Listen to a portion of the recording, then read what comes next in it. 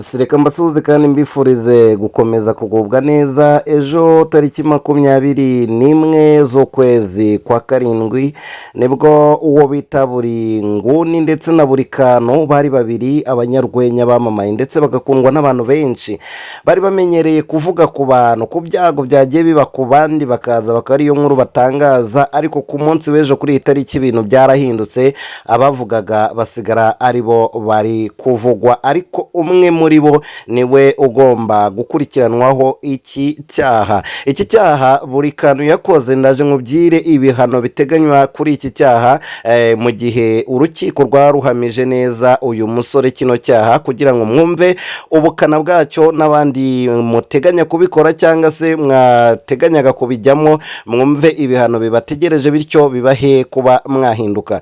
Urwego rw'ubugenzacyaha RIB bwa Kinyinya rwagaragaje ko rwataye muri yombi uwo bita cyangwa se uwiyita buri kantu hano muri Kinyinya ahatuye. Hanyuma icyaha uyu nguyu buri kantu akurikiweho ni icyaha cyo gushimuta cyangwa se gufata abakobwa nyine mu buryo butemewe, nyine bijyanye no guhohotera, niko wenda icyo cyaha turi bwaze kukivuga twebwe nk'abatari abanyamategeko.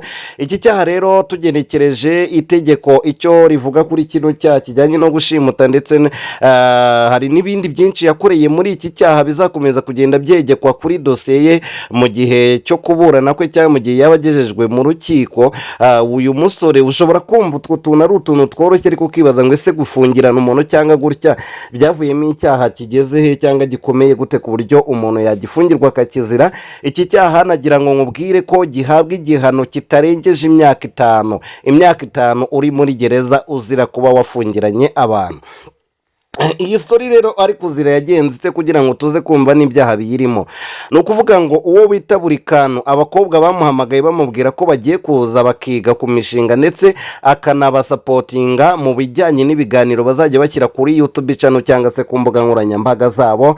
Uwo bita buri kantu yabyemeye vuba cyane kubera irari n'ibindi byinshi yaragamije. Abana b'abakobwa baraza, nuko buri kantu arabakira abaha ibyo kunywa ndetse n'ibyo kurya.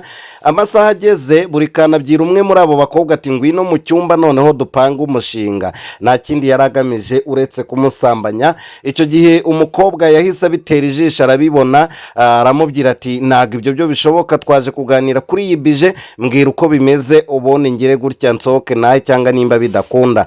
Umusore yahise arakara cyane arababwira ati nimba nta gahunda ya bwombi hari, ntago muri bwavanga mutansubije amafaranga yanjye natanze nabakirije nakoresheje mbakira. Ibyo nibyo byatumye uwo bita buri kantu ahita afunga urufunguzo ararujyana. Abakobwa bahise bagira ubwoba babona ko bibarangiriyeho, bigira inama yo guhamagara polisi. Ngayo nguko ukuntu polisi yaje gukingurira abana b'abakobwa bahita bata muri yombi uwo bita buri kantu. Uwo bita buri kantu afungiwe kuri sitasiyo ya Kinyinya aho ategerejwe kugeza imbere y'urukiko cyangwa se imbere y'umushinjacyaha kugira ngo turebe nimba iki cyaha kimuhama iyo myaka 5 akaba yayikatirwa cyangwa se tuzakurikirana ubundi buryo bwose bizagenda bijyamo. Wibuke gukanda subscribe amakuru mashya nkaya ajya kugeraho.